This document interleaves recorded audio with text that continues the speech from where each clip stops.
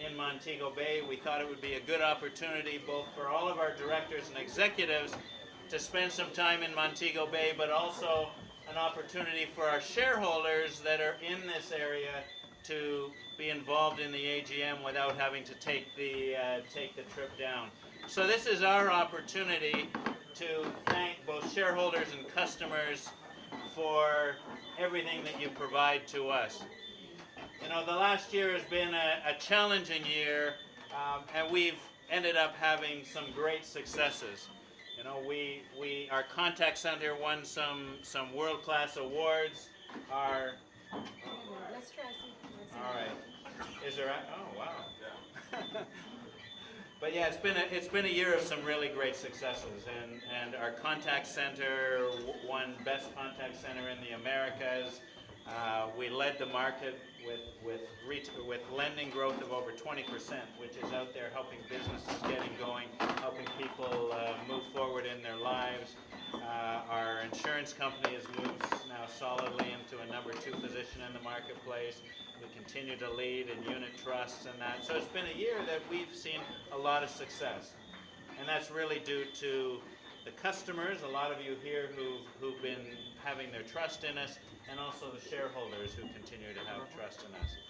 2013 going to be another challenging year, but you know, the Scotiabank has a long history, 124 years of being a prudent financial institution, managing its risks right, focusing on our customers, doing the right thing for Jamaica, and as a result, we've built an amazing legacy, and 2013 is going to be another good year, I'm sure. I want to take a quick opportunity to introduce directors that are here, and actually I do have them listed down. I was going to think not having my notes. First of all, I want to introduce some of the people from Toronto, our executives that are here. Until tomorrow, Chairman of the Board of Scotia Group Jamaica, Brian Porter. Here. And a sneak preview, starting tomorrow to be our chair, Sylvia Kraminska from Toronto, is going to assume after tomorrow the chair of Scotia Group Jamaica. Also want to mention Dieter Jentz, who's the group head for international banking. Refuses to come on the board, but hey, you know. Seriously. Claude Norfolk is as well from Toronto. He's responsible for the Caribbean. And then we've got a lot of other group directors. We have Barbara Alexander, I know, is here. Right here is on our board. Tony Chang, who I saw, is on our board. All right, well maybe Tony was here. Angela Fowler, who's on the board of Scotia Investments. Very good. Jeffrey Hall.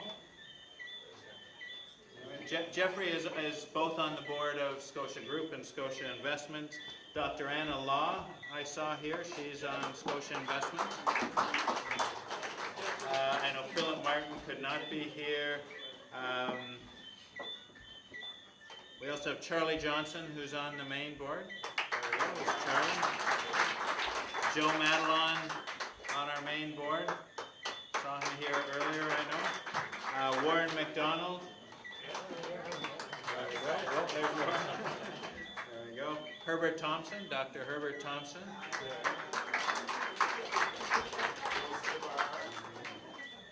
And I'm sure I'm missing some, but I think I have most. But I want to. Audrey Richards, right, from Scotia Asset Management. There we go, right, Audrey. We were going to have a number of different speeches. I'm going to put you and everyone else out of their misery, and I'm not going to ask for those other speeches. But I do want to thank you for coming here this evening. Your commitment to Scotia, whether as a shareholder or as a customer, is really seen on an evening like tonight that you came out and spend this time with us. We really appreciate all the great business that we have in this area. It's very important to us. As most of you will know, we did a groundbreaking today for the Fairview Financial Center, which in the 4.5 years I've been back to Jamaica, every time I'm in this area, it's the number one thing I'm asked. So we've broken ground. That will, in early 2014, be available.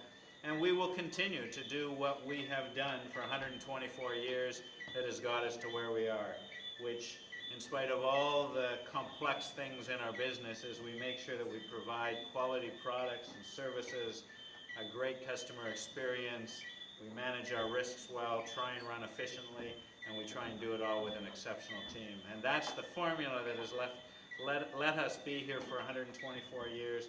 It's the formula that's created an institution that more Jamaicans trust their financial affairs to, and an institution that's built a reputation of being the safe and secure place in Jamaica to do business for over 124 years. Thank you very much for coming. I hope you can come and join us at the annual general meeting tomorrow. Thank you for your business and your confidence, and have a great evening. All right. Yeah, I want to know a little more about the groundbreaking. How much will it cost to establish the financial center down by Fairview? Sure. Well, the Fairview Financial Center is going to be our flagship branch, our flagship office in this side of the country. Our total investment is over $1 billion in the land and the construction. We should be ready for March or April next year. It's going to be an amazing facility. It's going to be something that Western Jamaica has not seen before, and we know it's going to give great service to all of our customers. Tell us some of the services that will be offered there. Well, it's both going to be our flagship branch. We aren't closing Sam Sharp Square, but it's going to take over as our flagship branch. We're going to have commercial corporate team there. We're going to have Scotia Investments team there, Scotia Insurance team there. We're going to have some private banking people. So it's intended to be an entire suite of services, which is why we call it not a branch, but a financial center. When will the construction come in? Should see activity on the site in the next 6 to 8 weeks. And again, we're expecting to be able to do a soft opening about March 2014. You said that the Sam Sharp Bank will be closed? No. It will not be. It will still be up and running. Yeah, but with the Westgate. Well, Sam Sharp Square, I mean, is an institution, and we could never do anything with that. It has more customers in a branch than almost any other branch we have. We will consolidate Westgate branch into the new center. In other words, once it is open, we'll move the accounts in there. But Sam Sharp Square stays open, Iron Shore stays open. The intention is it will provide more service, more products than people are able to access today. You spoke of that last year was a good year. Was it because of good business, or what drove you into establishing the center? Well, we've had plans for the center for quite a while. I mean, for years and years, the feedback I get is that Sam Sharp Square is too busy, there's not enough parking. On the other hand, it is close to so many customers, and it isn't something that we could ever leave Sam Sharp Square. But more and more customers have been saying they want to see us more accessible in a location with more parking and easier to get to. So that's why the Fairview branch, the Fairview Financial Center today. I mean, last year was a year that we saw, especially in the first part of the year, a lot of Jamaican companies looking to invest. We saw a lot of people buying cars, buying homes, all those things that are good for the economy. In the latter few months, we have seen it slow down as people have gotten nervous about the economy, but I feel confident that with the things that are happening now, if the government plays their part, if private sector, civil society step up and do what we all know we have to do, we're investing because we have confidence that it's the right thing to do. And in 2014, when we open, the economy will be moving forward. You have any questions in this market economic time? What is secret towards this type of investment here in Montego? Well, you don't, to make an investment of this size, it isn't based upon things that have happened in the last 6 months, last year, last 2 years. We've been here 124 years, and we have to make our decisions on a long-term basis. And Montego Bay has been an amazing market for us, and we should have invested sooner in this, and it's time that we continue to expand our footprint, expand our offering for a market that has, given a lot back to us. And we have more people in Montego Bay trust their finances to Scotiabank than they do to any other financial institution, and this is symbolic of that. And whether the next 6 months, 12 months, 2 years, over the next 10 years, Montego Bay will continue to thrive, and we need to be a leading part of that.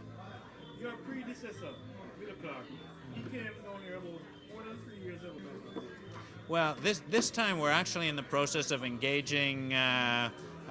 We've engaged the architects. We're finalizing bids. There will be activity on the site. So clearly, the money for the construction is budgeted, and so the construction will happen. I mean, we've always been faced with, whenever you're doing capital projects, you're faced with a number of priorities, and we had to expand some processing capacity in Kingston. And then we had a lot of focus on building out our investment and our insurance businesses as well. But clearly, we are overdue to expand this operation, and the next 6 weeks is when it's going to actually start. We'll be open early part of 2014.